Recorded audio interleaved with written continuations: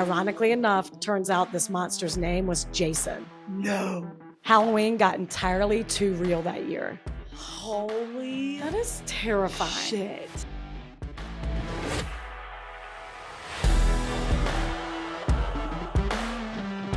Hello, people. Y'all. Hey, let me explain the sitch real quick. Rachel here.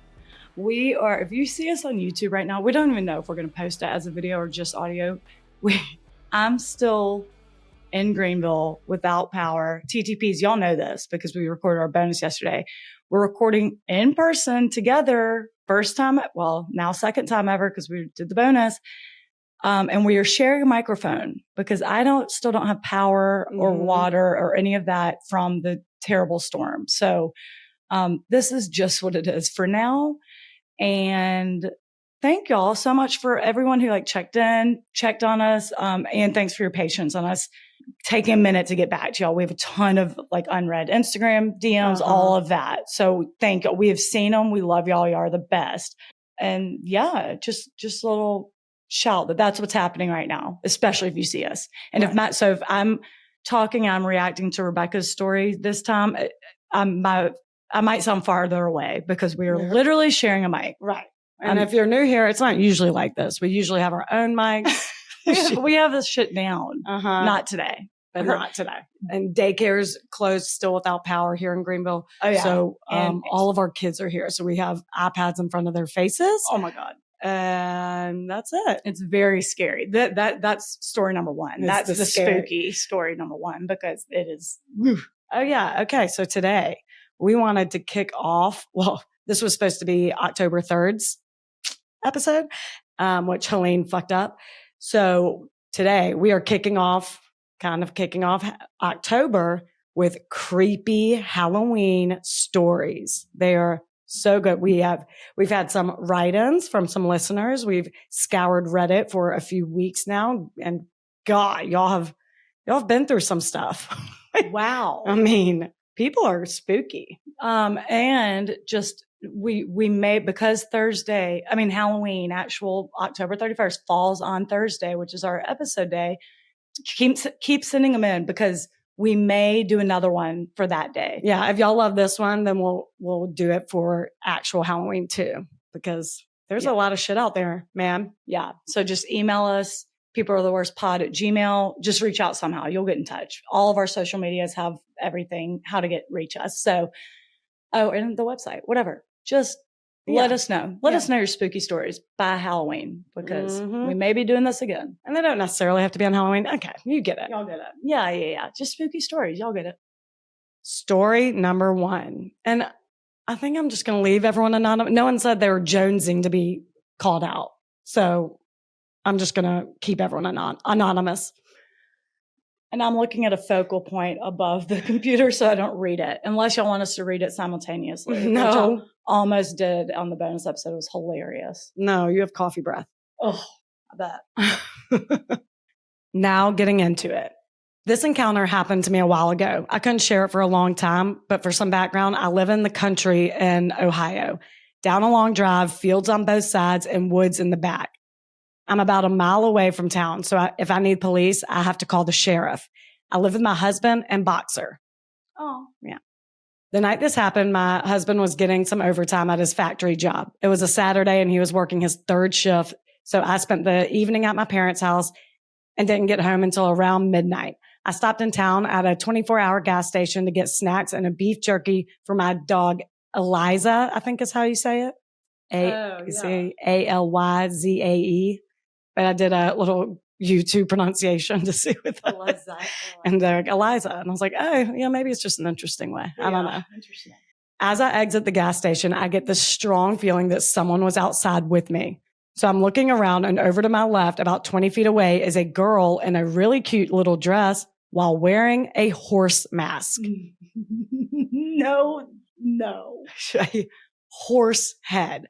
Cute little girl and a horse head at midnight at a empty gas station.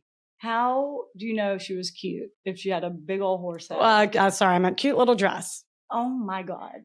I'm very uncomfortable. I know. How old are we talking? I don't know. You'd have to ask the the writer. Damn it. Just standing there, we stared at each other for a minute before I hopped in my car and quickly pulled out onto the road, almost hitting a light pole as I belatedly checked my backseat for danger. Well, wait, who's this little girl? Well, we'll see. Oh my God, help her. I don't know, horse mask. It's scary, but there's an adult responsible, right? I'm picturing a 3-year-old. I That's know. the problem. I don't think you should be. It just said a girl in a cute little dress. I don't know. Could be a cocktail dress. Who knows? I know. Where's the rest of the body? Yeah. That was unnerving, but I was home just a few minutes later giving Eliza jerky and eating chocolate and watching TV. All of a sudden, my dog takes off down the hall to the back porch, barking and growling and attacking the window. I run in there afraid a window was going to get broken again. And then in parentheses, she says, Eliza broke a window trying to get a coyote once. Ooh, Eliza, you badass bitch. I know. Eliza's the dog you want. This is what I'm talking about, people. And I stop dead in my tracks. There, standing at the window, is the horse mask. No, it is not. Yes. Again, we stare at each other. I looked over to the back door. Was it locked? Shit, I couldn't remember. Horse mask looks over to the door. Slowly, I walk over to it. So does horse mask. We both reach the doorknob, and thank God it's locked. This is almost more terrifying to me. The fact that they didn't both run to the door. It's like going too slow, and it makes it almost creepier. No, it's very creepy. It's okay. This is 100% an adult. Okay. Yeah. Oh, yeah, God, it is. Because I'm picturing it half hilarious. Yeah, maybe. Okay, wow. Horse mask looks behind her, and for the first time, I look around my backyard and see that there's also a man in a horse mask. No, there is not. Yes. He's not the bottom half of the horse. See, that would be I hilarious. envision the costume you see. Nope. Oh, wow. And I'm like, okay, this is enough. I'm calling the cops. I get Eliza and shut the door to the porch. I guess they're in a screened-in porch or something. No, let Eliza add on. I know. That's what I'm screaming. But if a barking boxer isn't deterring you, I'd be so scared. I'd be like, you have something. You have something on you. True. I got Eliza and shut the door to the porch and went to the living room to get my cell phone and realized that I, of course, left my phone in the car when I carried my stuff in the house. In my car that's in the garage, my dark garage.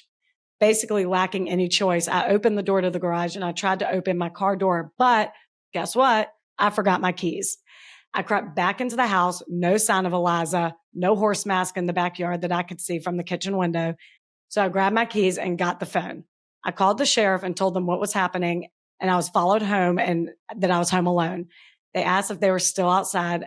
I looked out at the windows room by room, nothing, until I got to the front yard. There they were, just standing about 100 feet away, holding hands, staring. No.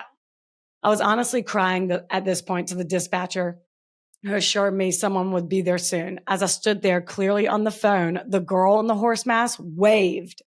It's like so creepy. This is a dream. I know. Then they walked hand in hand down my lane and out of sight. I think the lane, she said she lives on a long drive and they walked down my lane. I'm guessing just driveway. Yeah. Street. It took the sheriff 10 minutes to get there. They found nothing. They told me the guy was probably sitting in the car at the gas station and then they followed me. Just kids being kids is what they said. My dog didn't come out of the bedroom the rest of the night. I sat up listening to silence until my husband got home. A couple of weeks later, someone from the sheriff's department stopped by to follow up. They said they checked the camera to the gas station, but all it shows is the girl walking up by the dumpsters and stand there until I left. And then she walks away. So they have at least the girl in there. Oh, okay. Meaning they couldn't pull the car. They didn't know what car followed her. Yeah. And then on this, like people are like, that was a prank, whatever, sure. And she's like, a lot of people think it was a prank, whatever. But she made a good point. They didn't knock on the windows or doors. Had her dog not gone nuts, she wouldn't have known they were there. Like, what was the plan? Yeah, what the hell were they planning? Yeah. I mean, maybe just to mess with her, but that is creepy. Creepy.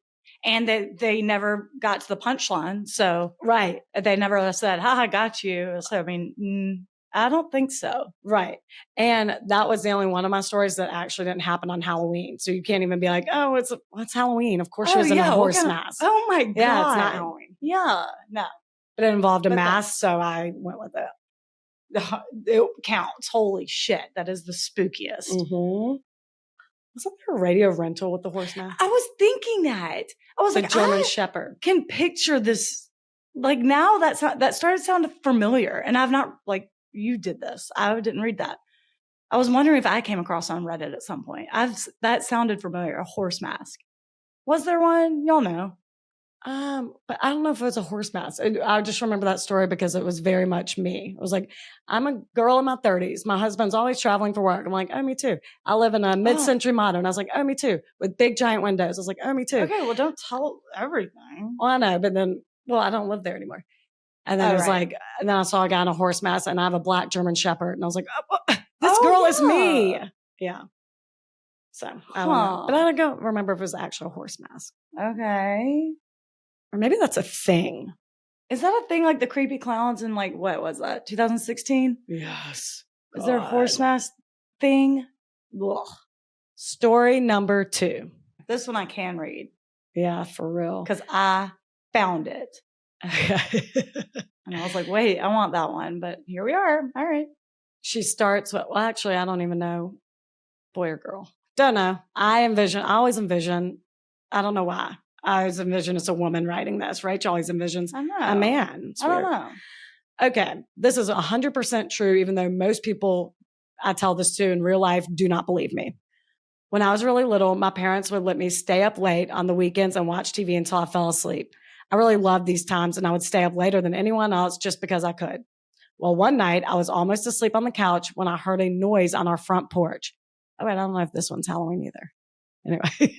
It's not. I don't think it is, but it's too creepy. It was on a Halloween like subreddit thread where someone was like, tell us spooky Halloween stories. Yeah. So they never clarify, but it was on that thread. So I was like, it might have been around it. Who knows? It's just spooky. This is what we're talking about. Any spooky story will do. Oh my God. Especially one like this. Well, one night I was almost asleep on the couch when I heard a noise coming from our front porch.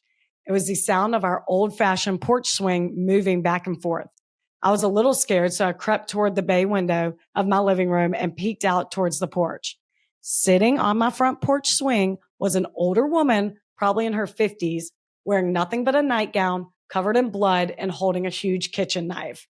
I know this is Rebecca now. This is not part of her story. I know most of y'all are probably like, that's not real. Yeah. But hold on. Stick with us. You stay right there. I flipped out and immediately, because I almost stopped reading it then. And I was like, I'm not putting this. This is complete crap. But I also saw on the subreddit when someone else told a story, the mods like commented and was like, do you have news reports or something to back this up? And it was like, just DM'd you. So like they like really verified these are fake. Yeah. So anyway, I flipped out immediately and ran screaming into my parents' room, but was too terrified to form words. My parents saw that I was really upset, but when I was finally able to tell them what I saw, my dad got really angry and told me that it was just a dream and to go back to bed. I refused and kept crying and screaming until he had enough and snatched my arm and dragged me towards the front door. This is cruel. Oh my God. To prove that nothing was out there. I kicked and screamed all the way there, trying to make him stop, but he kept pulling me. Finally, we got to the door. He unlocked it, swung it open, and said, see, there's nothing out. And then it stopped talking. To this day, I've never seen the look of fear and shock that was on his face when the woman turned and stared at both of us and slowly stood up with the knife. My dad slammed the door shut and got my mom to call the police while he went to get his gun. He came back to the door with a 12 gauge and cracked the door enough to stick the barrel out. He asked her what she was doing, and she said, somebody killed my husband, but it wasn't me. My dad told her that the police were coming, and she freaked out, grabbed the knife, and walked away. The police found her 15 minutes later trying to break into one of our neighbors' houses. I never slept in the living room again. Okay. Now, a lot of people were calling bullshit and said, oh, yeah, I forgot to say. I love that. Best. Not that this proves that it's real, but I do. Just wait. Upvote for the uncle. Gone. Yeah. Shit. Oh, yeah. I forgot to say after she left, my dad called and warned my crazy uncle who lived next door to us about what was happening. And apparently he was waiting on the front porch with his shotgun. When she walked by, he pointed it at her and said, keep moving, bitch. Not coming in here today. I love that uncle. And then there's another update. Go Yeah. on. Yeah. And then she gives another update. It's like, okay, I just talked to my mom and she said that they never really found out the whole story, but apparently this woman was crazy and offer. Oh, that's not the right thing to say. That's not the right terminology. We know this woman was crazy and off her medication. Her and her husband got into a fight and she tried to attack him with the knife, but did not seriously hurt him. When he got her out of the house, she cut herself with the knife, either trying to end her life or make it look like her husband did it. The police never talked to us about it. So that's just what they heard from the woman's neighbor. Crazy. So it's insane. And I kind of went in a rabbit hole to try to find that, but we didn't know location. May not even be in the country. Right. So I couldn't find anything about that. But that is, oh my God. I was shocked by that story. I thought it was going to be paranormal. And I'm like, I don't know. But the dad coming down and stopping in his tracks. Oh God. And that she talked to her mom. I mean, I know we could be gullible. I don't know. But I'm going to guess it's America. Two neighbors pointed a big old shotgun to a woman walking down the street. But I'm going to go ahead and guess. It's here. Here we are. Here we are. Story number 3. And this is 100% real because we have photos. Oh God. This is, oh God. Okay. Let me just go ahead. And it was titled The Worst Halloween Hide and Seek Ever. She starts out. This one has illustrations, unfortunately. Not illustrations. No, straight up pictures. Yeah. My husband Jim and I own an antique store in a big old bizarre barn of a building. 5 floors, multiple other tenants, including a restaurant. We closed early on Halloween 2 years ago and locked up at 5 p.m. and we went to an early dinner across town. Then we got a call from Sonatrol, our security monitoring company, at 6:30 p.m., a motion detect on the lower level. Then we got another one. We left in a hurry, but figured it's a bird or a rat. We don't have rats, but something, maybe a cat. It was way too early in the night for a break-in. I went inside the main level upstairs and disarmed the alarm and started fumbling with the keys on the big iron gate, one of the many that separates the floors at night. Jim checked the perimeter outside for signs of a break-in. Nothing. Doors and windows are all intact. Definitely a bird or a rat or a cat. Oh my God. She's like really trying to talk herself into something else. Well, I still have a problem with a rat. Sure. It is an old ass building though. We'll get there. I headed downstairs to the location of the alarm, trusting Jim would follow. I'm accustomed to the building after dark, so I just turned on my phone light, not the overheads, and walked around boldly like I owned the place. I looked in the corner with the motion detector, nothing, just its red eye blinking mindlessly at me. No rats, no cats, no birds. I turned and went the other way while Jim poked around a few aisles over. And there it was, a fucking burglar kit sitting there in the middle of the floor, bolt cutters, a fire extinguisher just sitting there. And she attaches a picture. I've never gotten a bigger case of sheer terror and so fast in my life. Because mind you, there was no broken windows or doors. So he was still in there in the dark with me. I hissed, Jim, please, please, please. And he didn't hear me. I literally couldn't scream. Just like in those stupid dreams, my voice got stuck. Just me, the burglar tools, and a hostile presence lurking in the shadows, watching me while I whispered for someone to save me. Oh.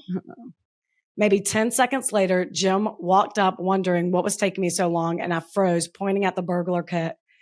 And he was like, oh, fuck. And we bolted out the front door to call 911 and abandoned the building to the burglar. An eternal 5 minutes later, the police showed up and were initially pretty unimpressed with our finding of bolt cutters and a fire extinguisher until we pulled the security footage and revealed the actual horror, the face of my new sleep paralysis demon I share with you. Oh God, y'all. I got chill. I didn't even click on it. I got chills because I've already seen it. The thought of it. This is going to be our cover photo for Instagram for this episode. Wait, click on it. You kind of showed me. We're going to explain it. I cannot explain this mask he's wearing. Okay, I wouldn't know he was wearing a mask except the eyes. They're really big, white with like a black outline. Oh, okay, it's so creepy. Oh, there. Oh, but does it cover his? Oh God, he seems like he has a costume on too.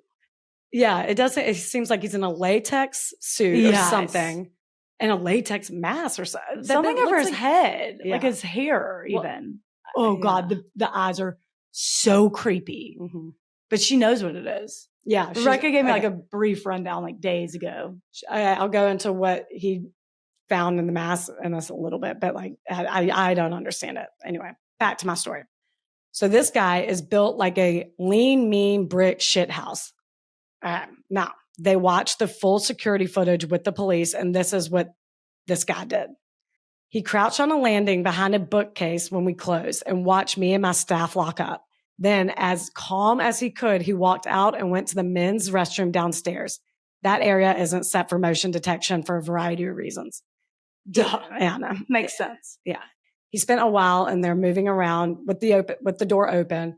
He then constructed the mask using one of our fake flower wreaths, which I realize may sound like he's wearing a flower crown, but if only he looks that peaceful. If only he looked like he was going to Coachella. I do not understand his makeshift mask out of flowers because it does not look like that. No. Oof. You'll see it. Go to our Instagram or Facebook, whatever. Yeah. So they're purple plastic flowers. And I'm like, whatever. I'll believe you, but my God. He looked right into the camera, put the mask on, and stared at it in his mask for quite some time, and finally pulled on his gloves. Oh my God. Which, can you imagine seeing this mask stare at the camera you're watching? It would be like one of those moments where I duck thinking he can see me. Like, he must have thought like, oh shit, there's a camera. That's why he stared at it for so long. Well, he does it several times. So I think he's taunting them. Oh, God. Which is scary as shit. So he stacked a few solid body vintage suitcases in front of one of the tall iron gates and hopped right over like it was nothing. He ran down the hall, triggering the 6:30 p.m. silent alarm that they got at dinner, and looped the floor. He ran back into the hall, moved a ladder to hop back to the other side of the gate, and bizarrely just repeated this whole thing a few times. It's weird. Then he went to the basement, wormed over another iron gate, which, by the way, only had a 15-inch gap between it and the ceiling.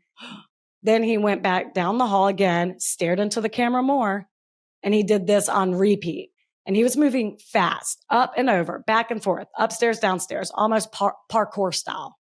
Then he got the tools out, peeled apart one of our steel lock boxes with a crowbar, and stole a handful of our keys to access showcases.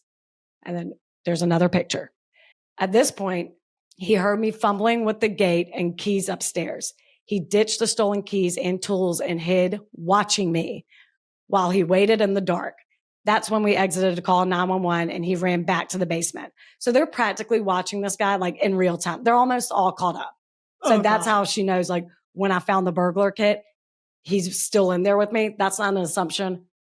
He's 100%. It's actually, she watched it on the security camera. He is like a few aisles over in the dark. Oh God.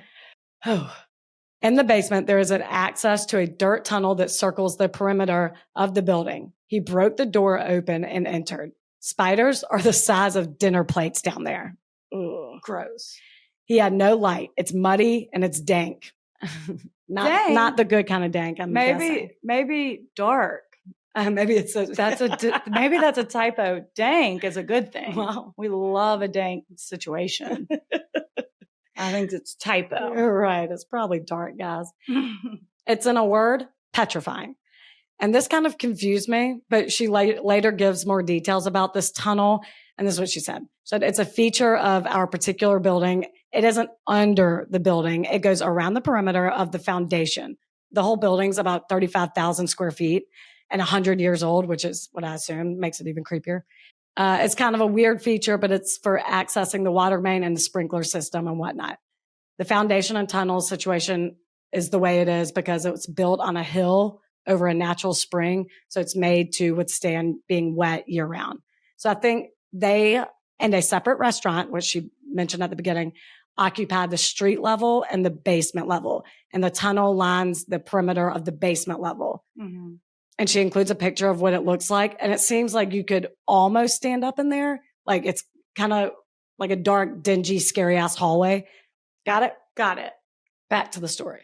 There's a tiny exit hatch. If you walk the entire tunnel and take the multiple turns, you'll end up in the kitchen of a restaurant, whereupon one would need to stroll past the cooks out into the restaurant proper, which does have cameras.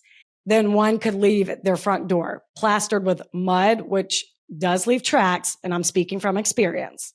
We eventually found his clear entrance into the tunnel, but no exit tracks, no muddy footprints, nobody walking out of the restaurant cameras. They checked the cameras of the restaurant, and the cooks noticed nothing. Reviewing the footage, timing it all, tracing his path from camera to camera, and searching the building carefully took hours. By the end, all of us, including the police, were starting to lose our cool and freak out. There was no chill when even the guys with guns were rattled. After all, where the fuck did he go? Jim and the two officers had no choice but to walk the dirt tunnel. The cops took one look and said, absolutely not. Jim insisted. And so they made him walk points. Is this okay? Where is this? She said Who it's is your police force? She said it's a small ass town, and you get what you get with cops. I absolutely not. Come on, I know. You got to. They made it about half the tunnel before the cops were like, "Fuck no, we are leaving. You're coming with us. We'll just review more footage from the restaurant." No, that's not going to work. We did that. They saw one of those dinner plate spiders, which I'm like, shoot it. For real. So that's what we did, but we found nothing. They thought he may still be in the tunnel, but Jim got the okay from them to board up both ends. Oh, God. Which he did solidly. And I will say, before everyone gets a little sad for this guy, because you don't know, he might be stealing for his family, before you get sad for them, she does later explain that they yelled several times inside that tunnel that they were going to board it up. And they stayed up all night watching and listening to the security camera to make sure no one yelled to be let out, which she said they would have heard. He's not down there. So she says, and that's the story ends. The pictures got spread widely, but we got no useful leads despite having a decent face shot, because at one point before he puts on the mask, they did get a face shot. Wait, do we have that picture? No, she doesn't put that on there. I don't know why. What if we know him? Yeah. So they got a pretty decent face shot before he put on the mask. She did not provide that one. Did he indeed crawl out of the hatch into the busy kitchen and stroll past the cooks, leaving no trace of mud? I guess we got no suspicious smells coming out of that tunnel in the later weeks and months. Then she puts in parentheses, but nobody's walked the entire thing since. We only unboarded the tunnel last week for a split water main.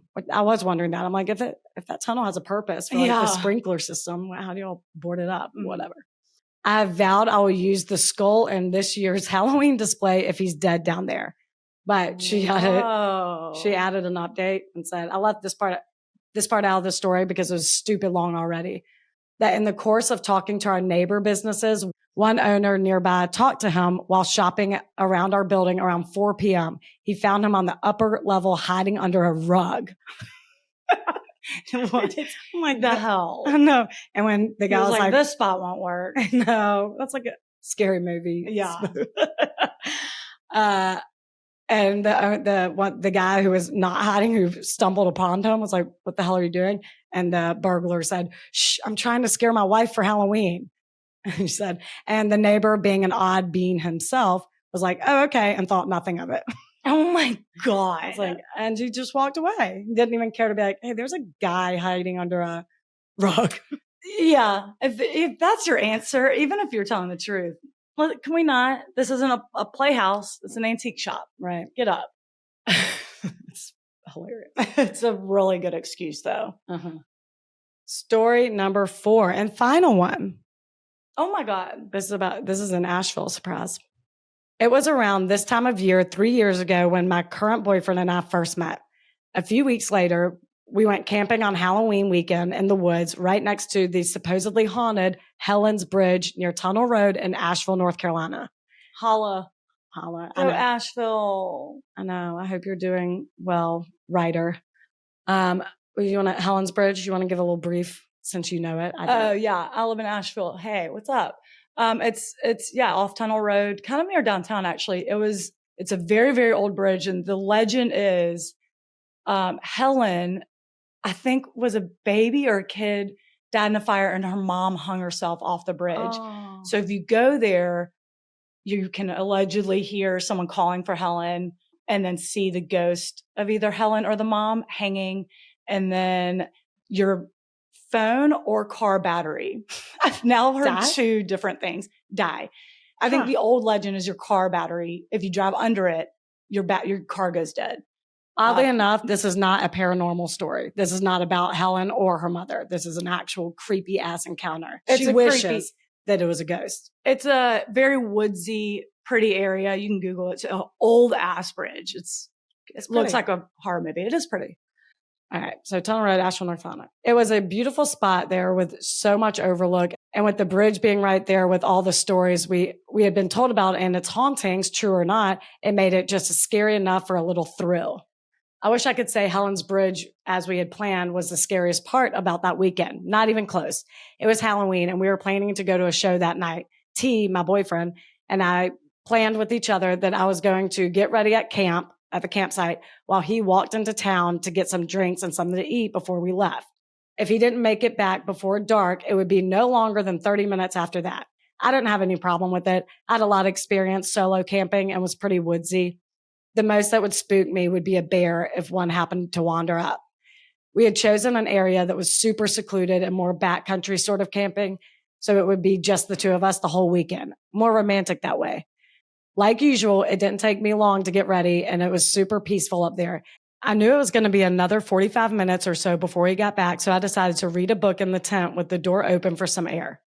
10 minutes into reading, I heard a fairly large branch break a couple feet behind my tent. I learned how to gauge how large an animal is by the sound they made when they stepped through the woods. This one seems big, a bear. God.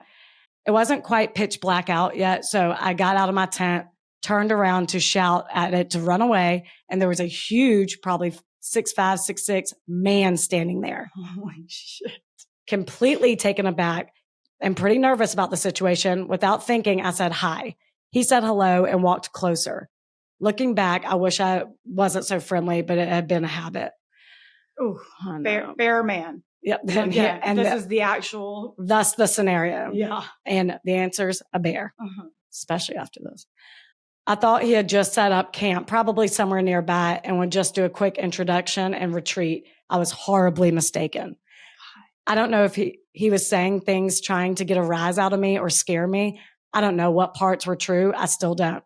He immediately started saying things like, which this is so fucking irritating, saying things like, what's a pretty little thing like you doing all alone in the woods? Gross. Don't you know bad things happen to pretty little girls like you? Fuck off. Ew. I ignored him and said I wasn't alone. My boyfriend was right down the hill going to the bathroom and would be right back. I hoped this would make him leave. But instead, he said, what if I told you I've been watching y'all for a while and I know you're lying? He's gone for a minute.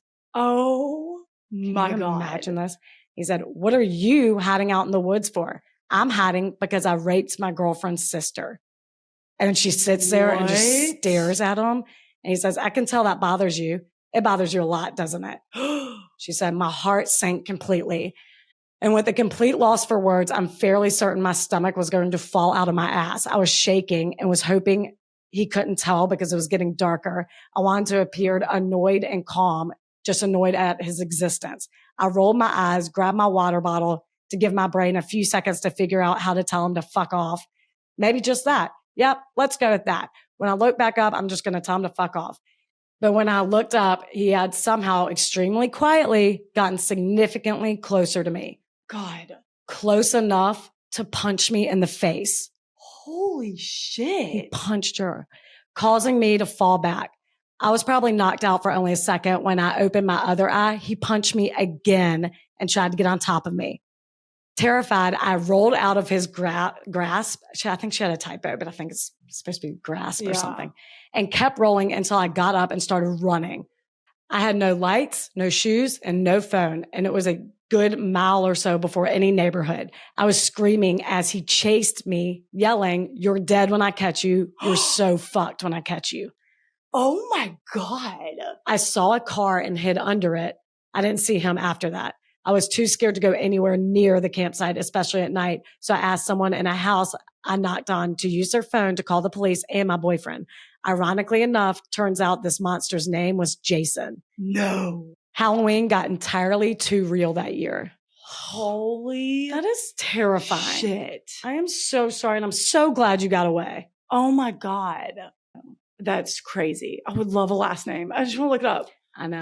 Not that I don't believe her. I want to see if he's still in jail.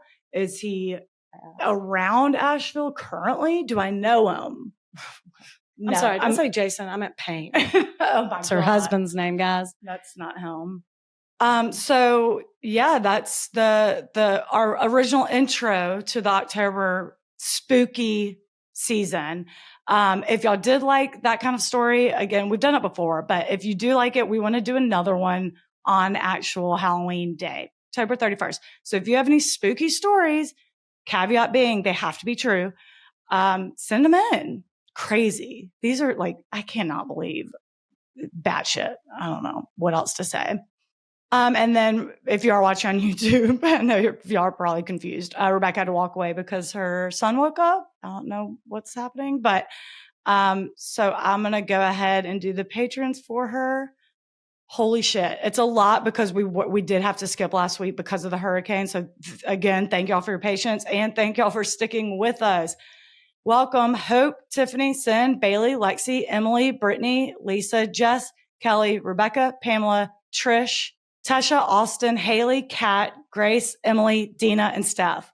Whoa. Y'all, thank you. Y'all are the tits. Now, a couple of custom shout outs. First one's for Molly. My shout out, oh, that's nice. My shout out is to you two. Started listening about 3 months ago, and it has helped me immensely during a very difficult time in my life. I'm a new mom and was told at my 20 weeks ultrasound, that I had a short cervix, which was totally news to me. I had no idea that was even a thing. I've always been quote unquote healthy. Because of it, our son Jackson was born extremely premature at 24 weeks in March 2024. Oh my gosh, I'm so sorry. That is so stressful. Yeah. We know someone who went through the same thing. He was always healthy, but had several battles while he was in the NICU. He spent 130 days there and finally came home in August. He's currently home with me while I'm on maternity leave and thriving. I hope this shout out could bring some light onto expecting mothers who find out that they have a short cervix and like me had no clue that this is a lot more common than you may think, and or NICU moms who can't see the light at the end of the tunnel. Things get better. Oh, that's nice. I know. There are a ton of resources available and even a great organization called Today is a Good Day that helps families, including us. That is a good shout. Uh-huh. Oh, Molly, I'm so sorry. That's so stressful. I'm so glad he's okay, though. Go Jackson. Mm-hmm. The second one's from Emily. My shout out goes to my best friend, Jamily. Thanks for always being there, as well as running my Facebook page for me, because let's be real, I wouldn't get anything done with that app on my phone. You're one hell of a mom, wife, and friend. So glad you told me about PATW and that you're in my life. You make it a lot less boring. Love you. Oh, that was nice. Nice. Jamily and Emily. Or Jamily? I don't know. Jamily. Emily says, hey, and that you rock. You Okay? do rock. Y'all all rock. Because you introduced Emily to our pod. Oh, yeah. And you run our Facebook page, which is, I get that. Thank y'all so much. And y'all are the best. People are the worst. Glad to be back. Glad to be back. So glad to be back. Bye.